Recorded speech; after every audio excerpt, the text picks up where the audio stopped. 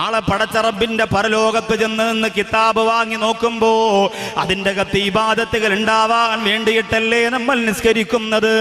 എന്റെ വേളാവ് ഒരു മനോഹരമായ മജ്‌ലിസിൽ വന്ന് ഏറ്റവും മുകൾ ഭാഗത്ത് സ്വസ്ഥമായിട്ടിരുന്ന വാദ കേൾക്കാൻ ഭാഗ്യം ലഭിച്ച എന്റെ പ്രിയമുള്ള സഹോദരിമാരെ, തലമറക്കുന്നത്, നോമ്പ് പിടിക്കുന്നത്, ഖുർആൻ ഓതുന്നത്, ദിക്ർ ചൊല്ലുന്നത്, തസ്ബീഹ് ചൊല്ലുന്നത്, പാതിരാ സമയത്ത് പൊട്ടിക്കരന്നുകൊണ്ട് ദുആ ചെയ്യുന്നത്, സുബഹിന് മുമ്പ് തണുപ്പുള്ള രാത്രിയാണെങ്കിൽ പോലും പുതപ്പിനടിയിൽ നിന്ന് ചാടിയെടുന്നിട്ട് ശരീരശുദ്ധി വരുത്തിയിട്ട് മുസല്ല വിരിച്ചിട്ട് പാതിരാ സമയത്ത് വേളാവൂർ പള്ളിയുടെ പരിസരത്തുള്ള നിന്റെ കൂരയ്ക്കകത്ത് സുജൂദ് ചെയ്ത് പൊട്ടിക്കരയുന്ന പെണ്ണേ,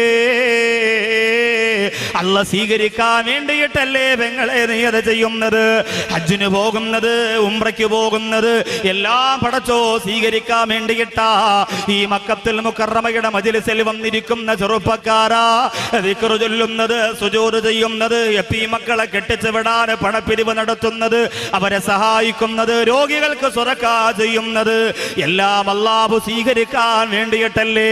മക്കത്തുൽ മുക്കറമയുടെ ലൈബ്രറിക്കകത്ത് പുസ്തകം വാങ്ങി കൊടുക്കുന്നത്, അലമാര വാങ്ങി കൊടുക്കുന്നത്, അതിൻ്റെ അകത്തുള്ള പുസ്തകങ്ങൾ മാസത്തിൽ ഒരു പ്രാവശ്യം വേളാവൂർ ജുമുഅത്ത് പള്ളിയുടെ പരിസരത്തുള്ള മുസ്ലിം ഭവനങ്ങളിലേക്ക് കൊണ്ടുകൊടുത്തിട്ട് വായനയിലേക്ക് ആ പ്രിയപ്പെട്ട സഹോദരങ്ങളെ കൊണ്ടുവരാ മനസ്സ് കാണിക്കുന്നത് എല്ലാം അല്ലാഹ് സ്വീകരിക്കാൻ വേണ്ടിയിട്ടാ. പടച്ചോ സ്വീകരിക്കണ്ടെന്ന് പറഞ്ഞുകൊണ്ട് ഒരു സ്വതക്ക പോലും നിങ്ങളെ ചെയ്യാറില്ല. അല്ലാഹു എല്ലാം സ്വീകരിക്കുമോ ചെറുപ്പക്കാരാ? അല്ലാഹു എല്ലാം സ്വീകരിക്കുമോ പെങ്ങളെ? നൗഷാദ് ബാക്കവിയുടെ അമലുകൾ മുഴുവനും പൊളിഞ്ഞു പോകുന്ന ഒരു കാര്യം ഞാൻ പറഞ്ഞു തരട്ടെ. എത്രയോ ആൾക്കാർ പറയാറുണ്ട് നൗഷാദ് ബാക്കവിക്ക് ഒരു ദിവസത്തെ റേറ്റ് 1 ലക്ഷം രൂപയാ, AC റൂമിലേ കിടക്കോളൂ, ഫ്ലൈറ്റിലെ പറന്നിറങ്ങോളൂ, എന്തൊക്കെ അപാകതകൾ, അസൂയ മൂത്ത് ആസനം താങ്ങി ആദർശത്തെ മറന്നുകൊണ്ട് ജീവിക്കുന്ന വിവരം കെട്ടവര് പറന്നു പരത്തിയാൽ അല്ലാഹുവിന്റെ ദീൻ പറഞ്ഞിട്ട് വിലപേശിയിട്ട് കാശ് വാങ്ങാനുള്ള ഗതികേട് നിങ്ങളുടെ പരിസരവാസിയായ നൗഷാദ് ബാക്കവിക്ക് അല്ലാഹു ഇന്ന് വരെ തന്നിട്ടില്ല പ്രിയപ്പെട്ട ചെറുപ്പക്കാരാ. പക്ഷേ ഞാൻ ഓർമ്മപ്പെടുത്തുകയാ, ഞാൻ പ്രസംഗിക്കുന്നത് അല്ലാഹ് സ്വീകരിക്കണമെന്ന നിയ്യത്ത് മനസ്സിൽ വെച്ചുകൊണ്ടാ ജുമഅക്ക് വേണ്ടി വെള്ളക്കടവ് പള്ളി പോകുന്നത്, അതുപോലെ സ്വതക്കകൾ ചെയ്യുന്നത്, പാവപ്പെട്ടവരെ സഹായിക്കുന്നത്, ദിക്ർ ചൊല്ലുന്നത് എല്ലാം അല്ലാഹുവേ എന്റെ അമലുകൾ സ്വീകരിക്കണമെന്ന. പക്ഷേ എന്റെ അമലുകൾ മുഴുവനും അല്ലാഹു തള്ളിക്കളയുന്നതിനുള്ള ഒരു കാരണം ഞാൻ പറഞ്ഞു തരട്ടെ. ചെറിയങ്കീഴുള്ള എന്റെ വീട്ടിന്റെ അകത്ത് കഴിഞ്ഞുകൂടുന്ന എന്റെ പ്രസവിച്ച എന്റെ ഉമ്മ, എന്നെ ഓമനിച്ച എന്റെ ഉമ്മ, എനിക്ക് മുലപ്പാൽ തന്ന എന്റെ ഉമ്മ, എന്നെ തോളത്ത് വെച്ചിട്ട് താരാട്ടുപാടി എന്റെ ഉമ്മ, എനിക്ക് പനി വരുമ്പോ ഉറങ്ങാൻ കഴിയാതെ തോളത്ത് വെച്ചുകൊണ്ട് ഹോസ്പിറ്റലിലേക്ക് പൊട്ടിക്കരന്ന് കൊണ്ടുപോയി എന്റെ പ്രിയപ്പെട്ട ഉമ്മ, ഞാൻ ഭക്ഷണം കഴിച്ചില്ലെങ്കിൽ ഒരു വകയും കഴിക്കാറ് എന്നെ മാറോട് ചേർത്ത് വെച്ചുകൊണ്ട് ഉറങ്ങാറ് ഉറക്കം നടിച്ച എന്റെ പ്രിയപ്പെട്ട ഉമ്മ, ഇന്നും എനിക്ക് വേണ്ടി ദുആ ചെയ്യുന്ന ഉമ്മ. ആ പ്രിയപ്പെട്ട ഉമ്മയുടെ മനസ്സ് ഞാൻ വേദനിപ്പിച്ചിട്ടുണ്ടോ? ആ ഉമ്മയെ ഞാൻ കരയിപ്പിച്ചിട്ടുണ്ടോ? എന്നാലും നീ എന്നോടങ്ങനെ ചെയ്തല്ലോ മോര് എന്ന് പറഞ്ഞുകൊണ്ട് എന്റെ ഉമ്മ എന്റെ വീട്ടിന്റെ അകത്തിരുന്ന് കരഞ്ഞാൽ, എന്റെ പ്രിയമുള്ളവര്, ഏത് വാക്കവിയാണെങ്കിലും അവന്റെ സർവ്വ ഇബാദത്തുകളും അല്ലാഹു വലിച്ചെറിയുകയാണ്, അവന്റെ സുജൂദുകളെ അല്ലാഹു കബറടക്കുകയാണ്, അവന്റെ അദ്കാറുകളെ അത് ചെയ്തു പോലെ മനുഷ്യന്റെ മുഖത്തേക്ക് വലിച്ചെറിഞ്ഞു കൊടുക്കാനുള്ള മലക്കുകളോട് പറയുകയാ. നിങ്ങൾ ചെയ്തതും അങ്ങനെ തന്നെയാണ്. ഏതൊക്കെ സൽക്കർമ്മം ചെയ്തിട്ടുണ്ടോ മുഴുവനും അല്ലാഹ് പറയും, ഉമ്മായ വേണ്ടാത്തവന്റെ നിസ്കാരവും നോമ്പും അവന്റെ ഒടുക്കത്തെ ഹജ്ജ് ഒന്നും എനിക്ക് വേണ്ട, മുഴുവനും അവന്റെ മോന്തായത്തിലേക്ക് വലിച്ചെറിഞ്ഞു കൊടുക്കും. ഉമ്മ ആരാന്നവൻ അറിയട്ടെ. ആ ഉമ്മയെ എന്റെ വേളാവൂർ മജ്‌ലിസിൽ വന്ന ചെറുപ്പക്കാരാ, എന്റെ ഉമ്മ പെങ്ങന്മാരെ നമ്മൾ തിരിച്ചറിയണം. എങ്ങനെ തിരിച്ചറിയണം? ഉമ്മയുടെ പേര് ആരിഫ ബീവി എന്ന, ഉമ്മയുടെ വാപ്പാടെ പേര് അബ്ദുൽ ഖാദർ സാഹിബ് എന്ന, രണ്ടുപേരും പുത്തമ്പുരയ്ക്കൽ വീട്ടിൽപ്പെട്ടവരാ, വേളാവൂര് പഞ്ചായത്തിൽപ്പെട്ടവരാ. അങ്ങനെ അറിഞ്ഞാൽ പോരാ, അതൊക്കെ ഇന്ന് ബാക്കിയുള്ളതിനൊക്കെ നല്ലതുപോലെ നിങ്ങൾക്കറിയാം അല്ലേ. ഉമ്മാക്ക് റേഷൻ കാർഡ്, ഗ്യാസിന് പ്രത്യേകിച്ച് കാർഡ്, ഗ്യാസിന് കാർഡ്, ഗ്യാസ് ട്രബിളിന് കാർഡ്, എന്നെല്ലാത്തിനും കാർഡാ, ആധാർ, അങ്ങനെ ഒരുപാട് കാർഡുകളുടെ ബഹളമാണ്. എവിടെയെങ്കിലും അപകടത്തിൽ ആരെങ്കിലും ആക്സിഡന്റ് പെട്ടാൽ ആദ്യം ഹോസ്പിറ്റലിൽ കൊണ്ടുപോകുന്നതിന് പകരം പുറകിലിരിക്കുന്നവൻ പറഞ്ഞ കാക്കാരെ കാറിൻ്റെ ആദ്യം നുള്ളി പറക്കിയെടുക്കാനേ പറയാം. കാരണം അതിനുവേണ്ടി ഒരുപാട് ഓടേണ്ടി വരും. അതുകൊണ്ടാണ്. അപ്പോൾ അതുകൊണ്ട് സഹോദരങ്ങളെ, ആ സാധുവായ ഉമ്മയെ നമ്മൾ തിരിച്ചറിയണം. എങ്ങനെ തിരിച്ചറിയാനാണ്? ഉമ്മ എന്ന വാക്കിന്റെ അത്ഭുതത്തെ നമുക്ക് തിരിച്ചറിയാൻ സാധിക്കും. അല്ലാതെ വീട്ടിലേക്ക് കയറി ചെല്ലുമ്പോൾ ഉമ്മറത്തിരിക്കുന്നത് ഉമ്മയാണ് എന്ന് മനസ്സിലാക്കിയിട്ട് ഉമ്മ ഹലോ ഓക്കെ അങ്ങനെ കയറിപ്പോയാൽ പോരാ. അതിന് നിങ്ങളും വല്ലാത്ത മിടുക്കരാന്ന് എനിക്കറിയാം. അങ്ങനെ പോയാൽ പോരാ. എങ്ങനെ തിരിച്ചറിയും? ആരാണ് ആ ഉമ്മയുടെ അത്ഭുതത്തെ തിരിച്ചറിയിച്ചു തരുന്നത്? ലോകത്ത് ഉമ്മയെ കുറിച്ച് പഠിപ്പിക്കുന്ന ഒരേ ഒരു സ്ഥാപനം ഇന്ന് മദ്രസയല്ലേ ഉള്ളൂ. നിന്റെ ഉമ്മ ആരാണ്? ഉമ്മയോടുള്ള കടമ എന്താണ്? ഉമ്മയെ എങ്ങനെ ബഹുമാനിക്കണം? ആ മദ്രസയിൽ മക്കളെ പഠിപ്പിക്കാൻ കിട്ടുന്നതോ? ഇപ്പൊ തന്നെ സഹോദരിമാർ ഭർത്താക്കന്മാരോട് പറയും, അടുത്ത വർഷം എൻ്റെ കുട്ടിക്ക് 20 മിനിറ്റ് പോലും മദ്രസയിൽ പോകാൻ പറ്റൂല. അതെന്താടി അങ്ങനെ ആക്കിയേ? ഉസ്താദ് വല്ല പ്രശ്നമുണ്ട്? ഉസ്താദിന്റെ പ്രശ്നമല്ലേക്കാ, അടുത്ത വർഷം UKG-യിലല്ലേ. കാരണം ഈ വർഷത്തെക്കാളും കുറച്ച് ഞാൻ പഠിക്കണ്ടെന്ന് ഒരിക്കലും ഞാൻ പറയൂല.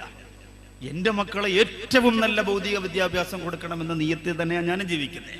പക്ഷെ അതെല്ലാം ബാക്കിയുള്ളതൊക്കെ കബറിന്റെ അടി കയറ്റിയിട്ടല്ല ചെയ്യാനുള്ളത്. ബാങ്ക് കേൾക്കുമ്പോൾ ബാങ്കിന് ശേഷമുള്ള ദുആ ചെയ്യുന്ന ഒരു ഡോക്ടറാക്കാൻ നിങ്ങളുടെ മക്കളെ അങ്ങനെ മാറ്റാൻ നിങ്ങൾക്ക് സാധിക്കും. ബിസ്മില്ലാഹിർ റഹ്മാനിർ റഹീം പറഞ്ഞുകൊണ്ട് ഓപ്പറേഷൻ തിയേറ്ററിന്റെ അകത്തേക്ക് കാലെടുത്ത് വെക്കുന്ന, കത്തിയെടുത്ത് ശരീരത്ത് വെക്കുന്ന ഒരു ഡോക്ടറാക്കാൻ, സത്യം മാത്രം പറയുന്ന ഒരു വക്കീലാക്കാൻ, നിയമത്തെ വളച്ചൊടിക്കാത്ത ഒരു പോലീസുകാരനാക്കാൻ, മിലിറ്ററി കുടിക്കാൻ വേണ്ടി മാത്രമാകാത്ത ഒരു പട്ടാളക്കാരനാക്കാൻ, അല്ലേ? അങ്ങനെ ഒരുപാട് കാര്യങ്ങളുണ്ട്. അവിടെയൊക്കെ അള്ളാഹു പടച്ച തമ്പുരാനെ മുൻനിർത്തിയിട്ട് സർവ്വ ജോലികൾ നമുക്ക് ചെയ്യാം. അള്ളാഹുവിനെ ഭയന്നുകൊണ്ട് വിദ്യാഭ്യാസ മേഖലകളിൽ ഈ സമുദായം ഇതുവരെ വന്നത് പോരാ. 100 ഇരട്ടി ആവേശത്തോടെ തിരിച്ചു വരണമെന്ന് ആണയിട്ട് തന്നെ ഞാൻ പറയുകയാണ്. പക്ഷേ അത് മദ്രസയെ 10 മിനിറ്റ് ആക്കിയിട്ട് പോരാ. അതിന് നമുക്കൊരു പരിഹാരം കാണാൻ സാധിക്കണം. അലിഫ് എന്ന് എഴുതിയിട്ട് അബുൻ എന്ന് പഠിപ്പിച്ചു കൊടുക്കുന്നു ഉസ്താദ്. അടുത്ത പാഠത്തിൽ ഉമ്മുൻ എന്ന് പഠിപ്പിച്ചു കൊടുക്കുന്നു ഉസ്താദ്. എന്നിട്ട് പറയും, ഉമ്മുൻ എന്ന് പറഞ്ഞാൽ ആരാ മക്കളെ? ഇപ്പൊ മക്കൾ മുമ്പ് ഇരുന്ന് നഖമൊക്കെ കടിച്ചിട്ട് പറയും അത് മമ്മിയാണ്. ഇന്ന് പിന്നെ ഉമ്മ എന്ന് വിളിപ്പിക്കുന്ന ഒരു ശൈലിയോട് പോലും നിങ്ങൾക്ക് വെറുപ്പാണ്. ഇച്ചിരി കാശൊക്കെ ഉണ്ടായി പോയാൽ മക്കൾ ഉമ്മായെ വിളിക്കണം എന്ന് ഉമ്മ പഠിപ്പിച്ചു കൊടുക്കുന്ന മക്കളെ ഉമ്മാന്ന് വിളിക്കരുത്, നാണക്കേടാ. എല്ലാ കൂതറകളും ഉമ്മാന്ന് തന്നെ വിളിക്കാം. അത് മാറ്റിയിട്ട് ഉമ്മി, അതുപോലെ അബി, ഉമ്മി, ഉപ്പി. അതൊരു സ്റ്റൈലല്ലേ? ആരെങ്കിലും വന്ന് വീട്ടിൽ ബെല്ലടിക്കുമ്പോ വാതിൽ വന്നിട്ട് ഉമ്മി ഇവിടെ ഇല്ല, ഉപ്പി ഇല്ല, അതുപോലെ വേറെ കുറെ സ്റ്റൈൽ, അങ്ങനത്തെ സ്റ്റൈലും പദങ്ങളുണ്ട്. ഉമ്മ എന്ന വാക്കിന് പകരം വെക്കാൻ വെല്ലുവിളിക്കുകയാണ്. ഒരു വാക്ക് നിങ്ങൾക്ക് ലോകത്ത് കൊണ്ടുവരാൻ പറ്റുമോ? കഴിയില്ല. ആ വിളിക്കൊരു സുഖമാണ്, ആ വിളിക്കൊരാനന്ദമാണ്. അത് പഠിപ്പിച്ചു തരുന്ന മദ്രസയോടൊന്ന് നമുക്ക് വെറുപ്പാണ്.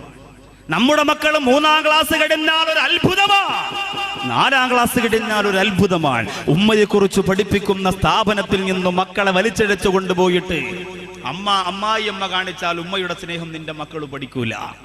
ഇന്ന് അമ്മായിയും മരുമക്കളും റിയാലിറ്റി ഷോ നടത്തുകയാണ്. അമ്മായി വിളിക്കുന്ന ഏറ്റവും വലിയ ചീത്തയ്ക്ക് ജഡ്ജസിന്റെ 50 മാർക്ക്, മരുമോടതിൽ കുറച്ചേ വിളിക്കുള്ളെങ്കിൽ മരുമോക്ക് 15 മാർക്ക് കുറച്ചേ കൊടുക്കുള്ളൂ. നല്ല ചീത്ത വിളിക്ക ട്രോഫി കൊടുക്കുന്ന കാലം.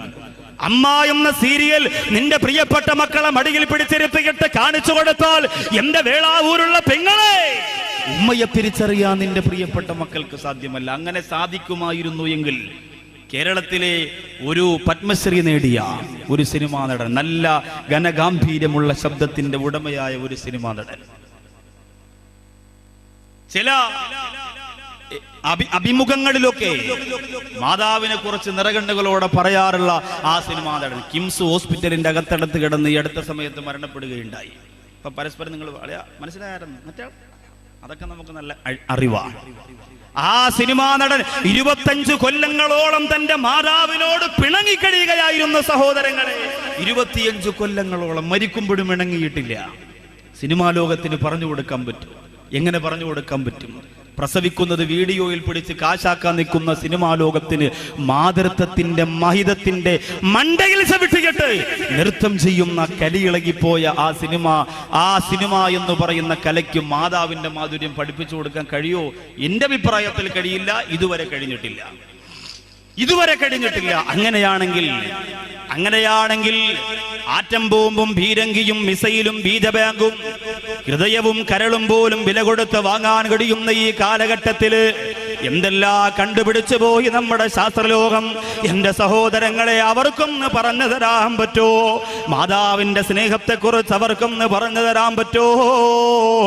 പക്ഷേ അല്ലാഹുവിന്റെ പരിശുദ്ധ ഖുർആൻ നിന്റെ വീട്ടിന്റെ അകത്ത് ആർക്കും വേണ്ടാതെ അടുക്കി വെച്ചിരിക്കുന്ന അല്ലാഹുവിന്റെ ഖുർആനും എടുത്ത് നിവർത്തി നോക്കിയാൽ ആ ഖുർആൻ പറഞ്ഞു തുടങ്ങുന്നുണ്ട് ഉമ്മയെ കുറിച്ച്, ആ ഖുർആൻ പറഞ്ഞു തുടങ്ങുന്നുണ്ട് മാതാവിനെ കുറിച്ച്. വവസ്സൈനൽ ഇൻസാന ബിവാലിദൈഹി ഇഹ്സാനാ ഹമലതുഹു കുർഹാ വവലഅതുഹു കുർഹാ. അല്ലാഹുവിന്റെ ഖുർആൻ പറയുന്ന മാതാവിന് സ്ഥാനക്കയറ്റം കിട്ടാനുള്ള കാരണമെന്ത്? മാതാവിനെ കുറിച്ച് ആവേശത്തോടെ ഇസ്ലാം പറയാനുള്ള കാരണമെന്ത്? പ്രധാനപ്പെട്ട രണ്ട് കാര്യങ്ങളാ ഖുർആൻ പറയുന്നത്. ഹമലതുഹു കുർഹാ, ഒരുപാട് ബുദ്ധിമുട്ട് അനുഭവിച്ചിട്ടാണ് ഉമ്മ നിന്നെ ഗർഭം ധരിച്ചത്, ഗർഭം ചുമന്നത്. ഹമലതുഹു കുർഹാ, കഷ്ടപ്പെട്ടുകൊണ്ട് നിന്നെ ചുമന്നു. അതത്ര ചെറിയ കാര്യമല്ല. 9.5 മാസം അല്ലെങ്കിൽ 10 മാസം നിന്നെ ചുമന്നുകൊണ്ട്, ചിലതൊക്കെ 10 മാസം ആയാലും വെളി വരില്ല. അങ്ങനെ പല രീതിയിലൊക്കെ മരുന്ന് കഴിച്ചിട്ട് നിന്നെ ചുമന്നുകൊണ്ട് നടക്കുന്ന നിന്റെ ഉമ്മ, അതത്ര നിസ്സാര കാര്യവുമല്ല. നിങ്ങൾ പറയാം അതിനേക്കാളും വലിയ ഭാരമൊക്കെ നമുക്ക് ചുമക്കാൻ പറ്റും. പക്ഷേ ഇതുപോലെ പൊക്കിൽ കൊടിയുമായി അറ്റുപോകാതെ കുരുങ്ങിക്കിടക്കുന്ന ഒരു ഭാരം വയറ്റിന്റെ അകത്ത്, അത് കേവലം വളർന്നുകൊണ്ടിരിക്കുന്നു. അതിനിടയിൽ മാനസികമായ ടെൻഷൻ ഉണ്ട്. അല്ലാഹുവേ, വയറിനകത്ത് കുഞ്ഞ് അനങ്ങുന്നുണ്ടോ, കുലുങ്ങുന്നുണ്ടോ, അതൊക്കെ പരിശോധിക്കുന്നുണ്ട്. ഇതൊക്കെ നോക്കണം, അതിന്റെ കൂടെ ജോലി ചെയ്യണം. ഇന്നത്തെ സഹോദരിമാർക്ക് പിന്നെ ഗർഭവതിയാണെന്ന് അറിഞ്ഞാൽ മതി, ഭർത്താവ് എപ്പോഴും AC കൊണ്ടിരുത്തി ചാരിയിരുത്തി ആപ്പിളും എല്ലാം കൊണ്ട് കൊടുത്ത്, മോളെ അനങ്ങരുത്, കുലുങ്ങരുത്, എൻ്റെ വിത്താണ്, തകർക്കണം അതൊക്കെ പറഞ്ഞ് എല്ലാം കൊണ്ട് കൊടുത്ത് സെറ്റപ്പാണ്. പണ്ടങ്ങനല്ല. 1 വയറ്റിൽ, 2 എണ്ണം കട്ടിലിൽ, 3 എണ്ണം തൊട്ടിലിൽ. 1 മണിക്ക് തൻ്റെ കുടുംബനാഥൻ വീട്ടിലേക്ക് പാടത്ത് പണി കഴിഞ്ഞു വരുമ്പോൾ കഞ്ഞിയും ചമ്മന്തിയും ചീനി പുഴുങ്ങിയതൊക്കെ തയ്യാറാക്കി വെച്ചില്ലെങ്കിൽ കരണക്കുറ്റിക്ക് 3 എണ്ണം വേറെ ഇരിക്കും. ഇങ്ങനെ കഷ്ടപ്പെട്ട ആ ഉമ്മ ജീവിച്ചു. അന്ന് മക്കൾക്കൊന്നും ഒരു ഗുരുവില്ല. ഇന്ന് AC കിടന്ന് വെറ്റാലും ഡോക്ടർ പറയും ഷുഗർ ഉണ്ടോ എന്നൊരു ചെറിയ സംശയമുണ്ട്. 7ാമത്തെ മാസം കൊണ്ട് ടെസ്റ്റ് ചെയ്ത് നോക്കുമ്പോൾ ഡോക്ടർ പറയും തല തിരിഞ്ഞാണല്ലോ കിടക്കുന്നത്. അപ്പോഴത്തന്നെ ഈ ഭാര്യ പറയും അത് പിന്നെ വാപ്പായ പോലല്ലേ വരുള്ളൂ, വാപ്പ തിരിഞ്ഞാൽ പിന്നെ മോൻ എങ്ങനെ തിരിയാതിരിക്കും. അപ്പൊ ഇതൊക്കെ സംഭവിക്കുമ്പോഴും ഉമ്മ അത്ഭുതം തന്നെയാണ്. ഖുർആൻ പറയുന്നത് അതാണ്. ഉമ്മായുടെ സ്നേഹത്തെ കുറിച്ചല്ല ഖുർആൻ പറഞ്ഞത്. ഉമ്മാക്ക് ഈ വിലയുണ്ടാവുന്നതിന്റെ കാരണം സഹോദരിമാരിപ്പം മുകളിലിരുന്നുകൊണ്ട് പറയണോ അടിപൊളിയടി, ഇന്നെല്ലാം നമ്മളെ കുറിച്ച് മാത്രമേ ഉള്ളൂ. അല്ലാഹുവേ, പ്രസവം നിർത്തണ്ടായിരുന്നു റബ്ബേ. നിർത്തിയവർക്ക് ഖേദമുണ്ടാകും. അത് വല്ലാത്ത സംഭവം. അത് ഹമലതുഹു കുർഹാ, കഷ്ടപ്പാടനുഭവിച്ചുകൊണ്ടാ നീ ചുമന്നുകൊണ്ട് നടന്നത്. പിന്നെയോ അല്ലാഹുവിന്റെ ഖുർആൻ പറയുന്ന വലഅതുഹു കുർഹാ, അതിലേറെ കഷ്ടപ്പാടനുഭവിച്ചുകൊണ്ടാ നിന്റെ ഉമ്മ നിന്നെ പ്രസവിച്ചതും ചുമന്നതും കഷ്ടപ്പാടാണത്രേ. തഴവ മുഹമ്മദ് കുഞ്ഞു മൗലവി പാടിയ ബൈത്ത് നമുക്കറിയാം. ഗർഭം ചുമന്നത് 10 മാസം തള്ളയാ, പ്രസവിച്ച വേദന തിന്നതും അവർ തന്നെയാ, പാലും കൊടുത്തു വളർത്തലും അവരാണേ, ഈ 3 കാര്യം ഉപ്പയിൽ ഒഴിവാണേ. പകരം വെക്കാനില്ലാത്ത ജോലിയാ ചെറുപ്പക്കാരാ. ഇന്ന് വീട്ടിന്റെ അകത്തിരുന്ന് പുറത്തേക്ക് നിന്റെ ഉമ്മയെ നീ വലിച്ചെറിയാറില്ലേ? ഉമ്മാടെ ഫോൺ കോള് മൊബൈലിലേക്ക് കാണുമ്പോ മുഖം ചുളുക്കിക്കളയുന്ന ചെറുപ്പക്കാരാ. കിളവിയെന്ന് വിളിച്ചുകൊണ്ട് പരിഹരിച്ച് വീട്ടിന്റെ അകത്ത് ജീവച്ചവം പോലെ വീടിന്റെ ഒരു മൂലയ്ക്ക് വലിച്ചെറിയുന്ന നിന്റെ ഉമ്മയുടെ വില എന്തെന്നറിയണോ? അബ്ദുല്ലാഹി ഇബ്നു ഉമർ റളിയല്ലാഹു അൻഹു കഅബാലയത്തിന്റെ മുമ്പ് നിൽക്കുമ്പോൾ ഒരു മനുഷ്യൻ വന്ന് കരഞ്ഞുകൊണ്ട് പറയുന്നു, തങ്ങളെ നിങ്ങളെ കണ്ടില്ലേ, ഞാൻ എൻ്റെ ഉമ്മയെയും കൊണ്ട് തവാഫ് ചെയ്യിപ്പിക്കുകയാണ്. അള്ളാഹുവിന്റെ തൗഫീഖ് ഉണ്ടെങ്കിൽ 14-ാം തീയതി എൻ്റെ ഉമ്മാനെയും കൊണ്ട് ഞാൻ പോകുമ്പോ, സഫറുല്ലാഹ് ഉസ്താദിന്റെ ഉമ്മായെയും കൊണ്ട് ബഹുമാനപ്പെട്ടവര് പോകുമ്പോ, നമ്മുടെ ഉമ്മാടെ കാലൊന്ന് വേദനിച്ചാൽ ആ കഅബാലയത്തിന്റെ മുറ്റത്ത് വെച്ച് സഹായിക്കേണ്ടത് നമ്മുടെ ബാധ്യതയല്ലേ? ആ ഉമ്മയെ ചുമന്നുകൊണ്ട് നടക്കുകയാണ് ഒരു മനുഷ്യൻ. 7 പ്രാവശ്യം അല്ലാഹുവിന്റെ പരിശുദ്ധ കഅബാലയത്തിന്റെ ചുറ്റും നടന്ന് ഉമ്മാക്ക് നടക്കാൻ കഴിയുന്നില്ല. ഉമ്മാക്ക് വല്ലാത്ത ക്ഷീണമാണ്. അതുകൊണ്ട് ആ ഉമ്മയെ ചുമന്നുകൊണ്ടാ തവാഫ് ചെയ്യിപ്പിച്ചത്. അതെല്ലാം കിടന്ന് വിയർപ്പൊഴുക്കിയിട്ട് അബ്ദുല്ലാഹി ഇബ്നു ഉമർ റളിയല്ലാഹു അൻഹുവിന്റെ മുമ്പിലേക്ക് വരികയാ. വന്നിട്ട് പറയുന്നു, തങ്ങളെ എന്റെ ഉമ്മ എന്ന് പറഞ്ഞാൽ എനിക്ക് വല്ലാത്ത ജീവനാണ്. എന്റെ ഉമ്മയുടെ സ്നേഹം വളരെ വിശാലമാണ്. അതുകൊണ്ട് ഉമ്മ എനിക്ക് വേണ്ടി ഒരുപാട് കഷ്ടപ്പാട് അനുഭവിച്ചിട്ടുണ്ട്. ആ കഷ്ടപ്പാടിന് പകരമായി, ഉമ്മ എന്നെ സ്നേഹിക്കുന്നതിന് പകരമായി, ഉമ്മ എനിക്ക് തന്ന ആദരവിന് പകരമായി, ഉമ്മ എനിക്ക് വേണ്ടി ഒരുപാട് വിയർപ്പൊടുക്കിയതിന് പകരമായി ഈ കഅബയുടെ ചുറ്റുഭാഗത്തിന്റെ ഉമ്മയെ ചുമന്നുകൊണ്ട് നടന്നല്ലോ തങ്ങളെ, അതതിന് പകരമാകുമോ എന്ന് ചോദിച്ചപ്പോൾ അബ്ദുല്ലാഹി ഇബ്നു ഉമർ റളിയല്ലാഹു അൻഹു ഉമ്മയുടെ ഭാഗത്ത് നിന്ന് ആ പ്രിയ കൂട്ടുകാരനെ വിളിച്ചുകൊണ്ട് മാറിപ്പോവുകയാണ്. എന്നിട്ട് ആ പൊന്നു കൂട്ടുകാരനോട് പറയുന്നു, എടോ 1000 പ്രാവശ്യം ഉമ്മയെ ചുമന്നുകൊണ്ട് കഅബാലയത്തിന്റെ ചുറ്റും നീ നടന്നുപോയാലും, 1000 പ്രാവശ്യം നിന്റെ ഉമ്മയെ ചുമന്നുകൊണ്ട് കഅബാലയത്തിന്റെ ചുറ്റും നീ നടന്ന് തളർന്ന് വീണുപോയാലും, നിന്നെ പ്രസവിച്ചപ്പോ നിന്റെ ഉമ്മ അനുഭവിച്ച ഒരു സെക്കൻഡ് വേദനയ്ക്ക് പകരമാവില്ല എന്ന് അബ്ദുല്ലാഹി ഇബ്നു ഉമർ റളിയല്ലാഹു അൻഹു പറയുകയാണ്. പ്രസവിക്കാൻ ഭാഗ്യം കിട്ടിയ ഉമ്മമാരെ സൗഭാഗ്യവതികളാണ്. മക്കളെ നിങ്ങളെ ചവിട്ടട്ടെ, ഉപദ്രവിക്കട്ടെ, പക്ഷേ ആ ഒരു കർമ്മം നിങ്ങൾക്ക് ലോകത്ത് ചെയ്യാൻ കഴിഞ്ഞിട്ടുണ്ടോ? നിങ്ങളെ സൗഭാഗ്യത്തിന്റെ ഉടമകളാണ്. പടച്ചവനെ, വിവാഹം കഴിഞ്ഞ് 10 കൊല്ലമായി, 15 കൊല്ലമായി, 20 കൊല്ലമായി ഒരു കുഞ്ഞ് ലഭിക്കാതെ നേർച്ചകളും വഴിപാടുകളും ചികിത്സകളുമായി പണം മുടക്കി കാത്തിരുന്നിട്ട് സങ്കടത്തോടെ ആരെങ്കിലും ഈ സരസിൽ വന്നിരിക്കുന്നുണ്ടെങ്കിലല്ലോ, ഇന്നത്തെ ഈ വിഷയത്തിന്റെ മാഹാത്മ്യം കൊണ്ട് അവർക്കതിനൊരു പരിഹാരം കൊടുക്കണേ അല്ലാ. അപ്പോൾ 1000 പ്രാവശ്യം കഅബാലയത്തിന്റെ ചുറ്റും നിന്റെ ഉമ്മയെ നീ ചുമന്നുകൊണ്ട് നടന്നാലും